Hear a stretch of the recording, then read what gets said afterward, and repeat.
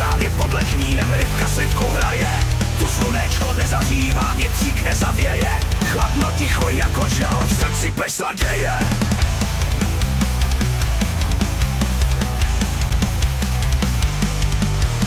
Nevesely truchlivy, jsou ty kraje vodní. V poutně a v polu světle mine tu den podry. Průchodníků prostraný, bohatství v něm dosti. Však bez děky jen se v něm zastavují hosti.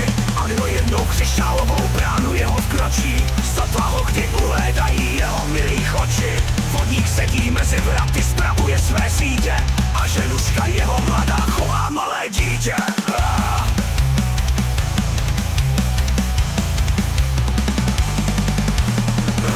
Dejme děťátko, můj bezděčný synu, ty se na mne usmíváš, já žalostí hynu.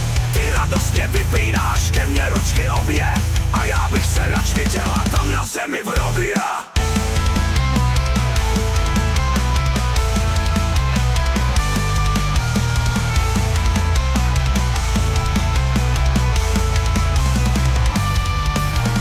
Tam na zemi za kostelem u černého kříže, aby má matička zlatá měla ke mně blíže.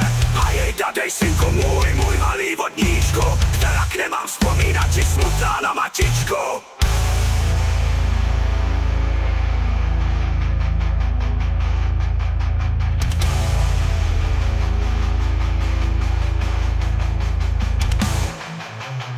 Udala se ubohá, komu vdám nekomu, však ani se nenadála, vybila mě z domu.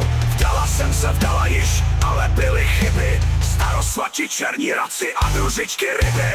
A můj muž, Bůh polituj mu přechodí suše, a ve vodě